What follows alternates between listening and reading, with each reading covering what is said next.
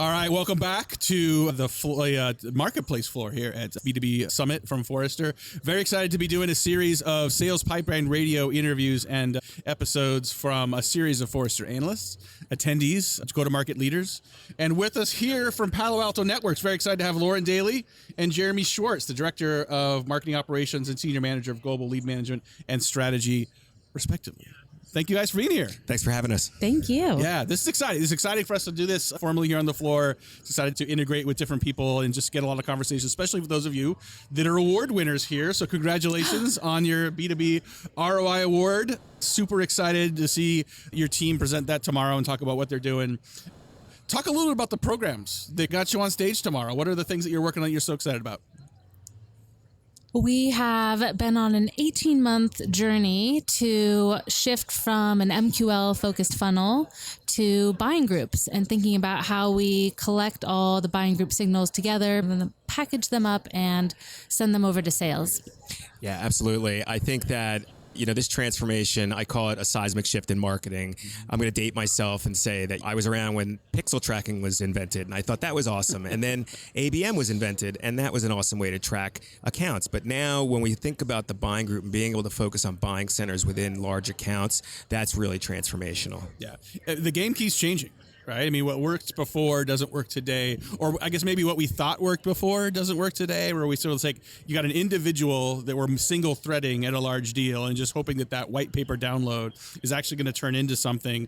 We're not really working in that kind of a world anymore. How have you guys adjusted to the new rules of the game? And what are some things that you can point to that have helped you be successful? Yeah, I mean, we think about it this way. Marketers are hyper-focused on MQLs. And what is an MQL? It's a guy who filled out a form, maybe 2 forms, and that person is usually the lowest man on the totem pole. He's usually the researcher. His boss got a job from his boss who said, do this research, and the guy goes out and does it. And that guy becomes an MQL, and we send that guy to sales, and we think that's going to make a deal. But that person usually does not have BANT. That person is the researcher. So if we start to think about that, maybe he shared an ebook or a solution brief or a white paper with his boss, and his boss downloaded that, well, he's not going to score up to MQL. And in an MQL-centric world, you're ignoring that person. In a buying group-centric world, you can think about that as a signal. Should we send that person to sales now? Should we surround them with marketing tactics? But if we start to think that way and we think beyond the MQL, because no single person buys Palo Alto software. Right. Yeah, I think that the buying committee and the buying group, I thought they did a great job in the keynote earlier today, not just talking about that internal group, but talking about the ecosystem that exists. Because there's the people inside the company that care about that might benefit directly, but then there's the whole ecosystem of analysts, of influencers, and other people that indirectly are going to influence whether that deal gets done or not. Yeah, so we've been talking a lot about known and unknown visitors and making sure that we're surrounding everybody and taking those unknown visitors and identifying the accounts that are in market and how do you convert those unknown visitors into known visitors. And that's a shift, a mindset shift that is happening within our marketing org today, because many of our campaign managers are hyper-focused on known visitors. Did they fill out my form? And did I get credit for that form fill in MQL? Yeah, I'll expand on that. When you think about a typical MQL, and let's use the most valuable MQL, someone requests a demo. So, wow, a demo, that's going to auto MQL every time, and it's going to go to sales, and the seller's like, wow, that's terrific. But if you look at that person, and you say, well, he's a networking admin, and there's no other people from that account that are interacting with us, and there's no signal on our website, what does that demo request mean? Versus that same person where you might see 3 or 4 people returning visitors to the website, unknowns, never submit a form, looking at the same product line. You see these people engaging with us, or people who might fill out a form and not MQL. If you start to look at that full signal, that guy who's looking at the demo becomes much more valuable because you see a buying group forming. So being able to discern that is the first and foremost, but knowing that it's not critical to convert those unknowns. It's critical to focus on those unknowns. It's critical that we are able to be in front of them. Someone who sees our ad is great because they're getting a brand touch. Someone who clicks on the ad, even better, because that increases our signal. And I almost call that compounding interest on our marketing signals. And then finally, if someone submits a form, that's really fantastic. But every one of those pieces is important. The guy who sees our ad but doesn't click on it could be a decision maker. And that brand touch could be what makes him move over the top.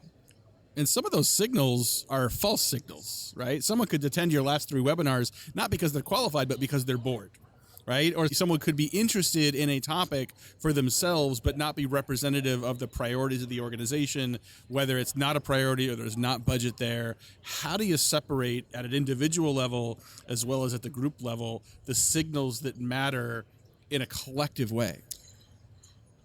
Great question. And that's where we've started to think about a buying group score. And we've used Forrester or Gartner as, a Sounding board? yeah, or a structure to think about different cohorts, almost like the Magic Quadrant, and looking at the intent as well as the completeness to start separating out the groups of people and see if somebody has very low intent and low completeness of that buying group, let's just let brand take care of them. There's not a lot of point in spending marketing dollars there. Whereas if we see a buying group forming and there's high intent but low engagement, that's where our teams can go in and try to drive up that engagement.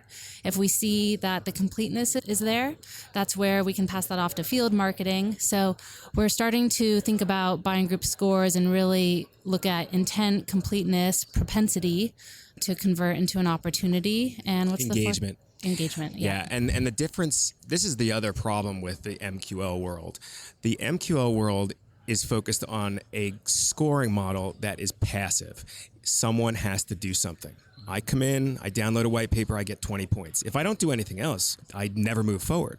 Our new scoring model is using signal that's active all the time.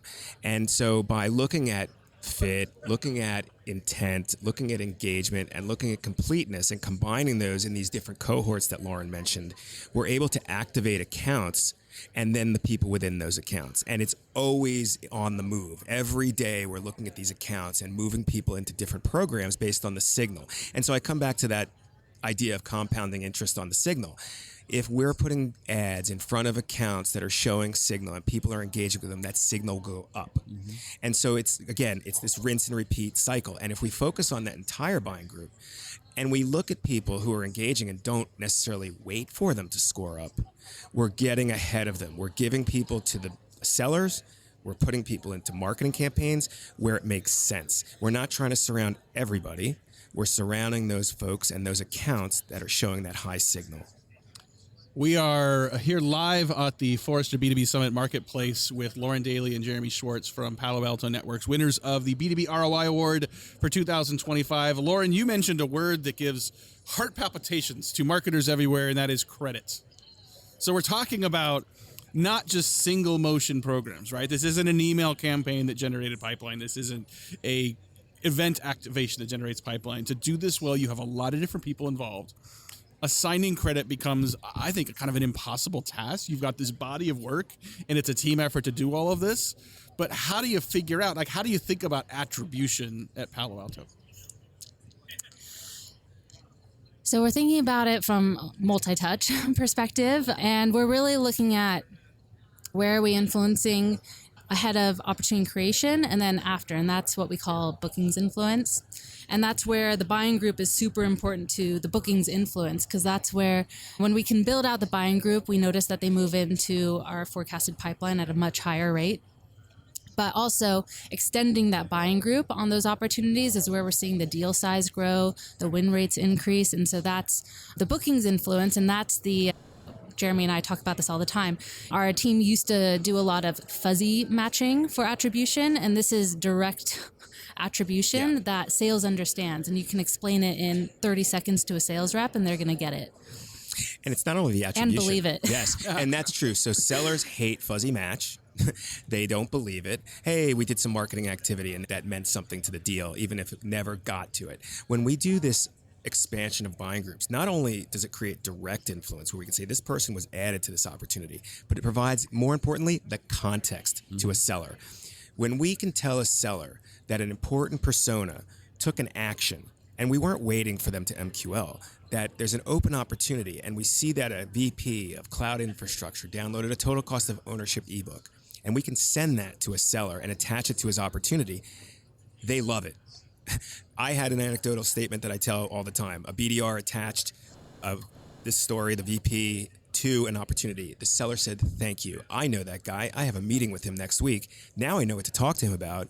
And his opportunity's been stalled for 3 months. Yep. And guess what? That opportunity moved forward because he had the context. I love the word influence you have, the bookings influence, not full credit, not like this is what's going to get all credit for the deal, but to know that this is a team sport. And some of that is around how you treat the data. Some of that around the language you use around different campaigns. Some of that is just culture, right? Like, what are some of the key elements of having a culture that can embrace the fact that this might be a little messy? But if we can treat it and manage some of the messy, but also know that it's going to be a body of work, we're going to be much better at creating pipeline in a complex market. Yeah. Yeah. And at our company, sales already gets this concept. They're already doing it, right? All of our sales reps sell to a buying group. It's just the nature of our business.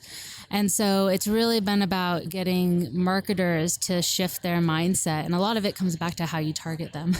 And honestly, we do still have MQL targets. And Jeremy and I have been campaigning for that to move away from MQL targets into more of the opportunity creation with a buying group and getting marketers to think about those outcomes from their campaigns. And Jeremy, do you want to expand on your campaign to opportunity conversion? Yeah, absolutely. I've been talking to marketers about changing the way they think. And, when we think about marketers today, it's I generate MQLs and I get opportunities. So MQL to op is usually the most important metric that marketers focus on. But if you really think about that, well, if I generate 1,000 interactions and they converted a generous 10%, that's 100 MQLs, and a generous 10% to opportunity, that's 10 opportunities. But what about the other 900 people?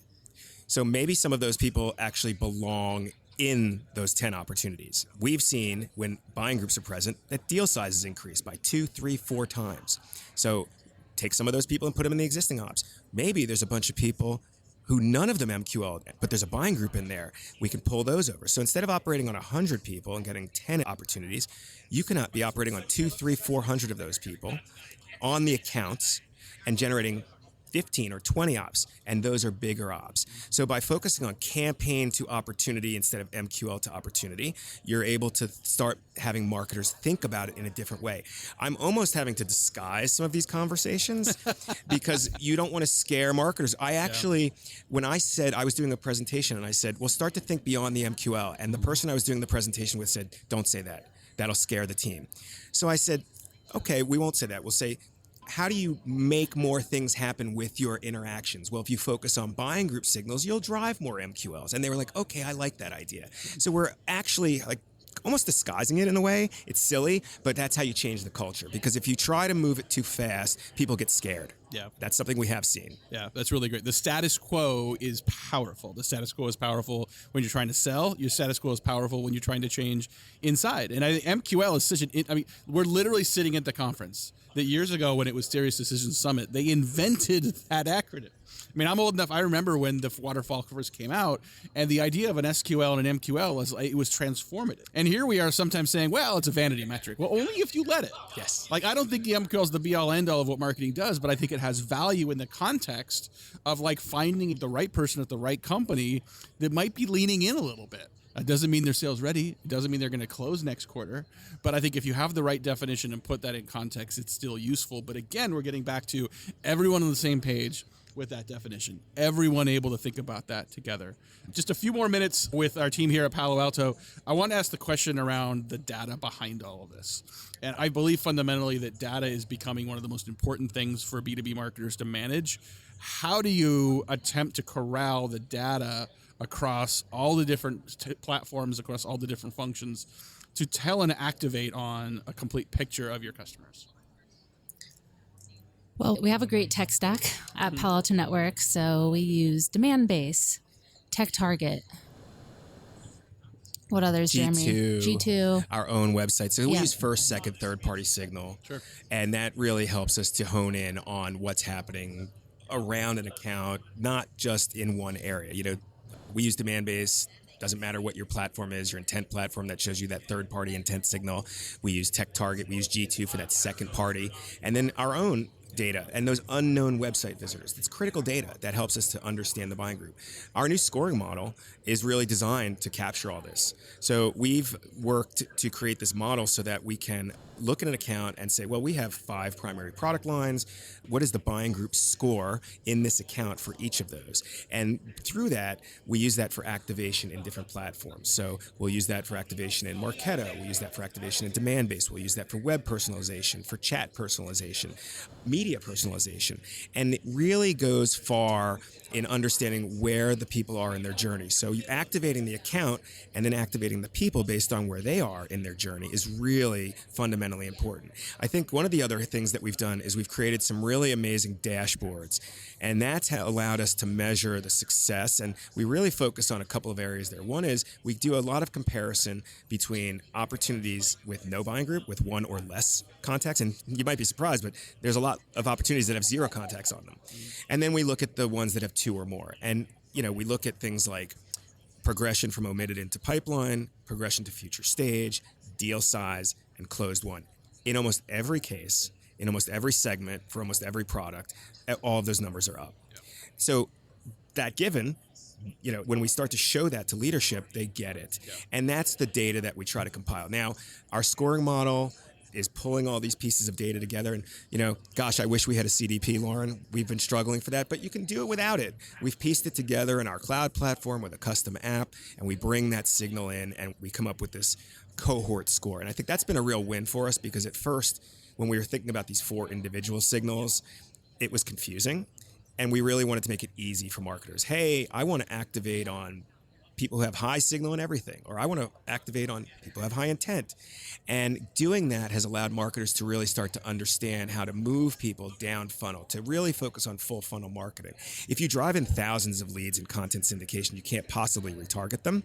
But if you look at the accounts that are represented there, and you say, well, 20% of them or 10% of them are in market. I'm using generous numbers. And you surround those. You can afford that. Lauren says it a lot. It's free. You don't need more money to do this. It's about optimizing your spend, especially in the middle and lower funnel areas. Last question. I think I want to let you guys go. For you, Lauren, big achievement of all the different programs to be on stage tomorrow. So congratulations on that. But I'm curious, as you think about the next 12 plus months, what are the things that are going to help you keep that edge? What are the things you think are going to be the short-term, near-term challenges to continue to deliver this kind of revenue value for the organization? For our company, it's getting marketers to understand how to now activate. So I think Jeremy and I have done a great job of helping them understand that this shift is important and they should care. And now they're asking us, okay, well, how do I do this? How do I incorporate all this data, these buyer signals into my targeting efforts? How do I, as Jeremy said, progress them down our funnel into pipeline? And so that's a big area that Jeremy and I are going to be focused on in the next 12 months. And then we were also talking earlier about the vendor landscape and how Jeremy and I really had to piece this together with our tech stack. And we luckily have some really talented technical people on our team that we've partnered with to make this happen. But I'm excited to see more vendor partnerships coming to fruition. So I know like Demand-Based and Lean Data have a partnership, and I feel that's going to really help propel this forward and allow us to activate more effectively. Yeah. Absolutely. The other thing is some new metrics that we focus on. And I've already talked about campaign to op. The other 2 metrics that we really are working on from a marketing perspective is we're teaching marketers to focus on targeting the complete buying group instead of just individual personas. We want the majority of representation of the personas we need for a particular product or solution. The other one is buying group coverage. If we look at our total opportunity universe, in the last quarter, only about 12% of our opportunities were with buying groups. So we are setting goals of increasing that coverage. We want to go to 15%. We want to go to 20%. Remember, all those metrics I talked about are up. So given that, if we can increase the coverage, what happens to our bottom line? If we're generating a lot of what we call incremental pipeline, we can do a lot better if we go with increasing that coverage of ops with buying groups. So those 3 metrics together are really what we're focused on over the next 12 months and teaching marketers how to really focus on those metrics within their campaigns. Love it. Lauren Daly, Jeremy Schwartz, Palo Alto Networks. Congratulations again on the award. Thank you for being here. Thank you. Thanks so much.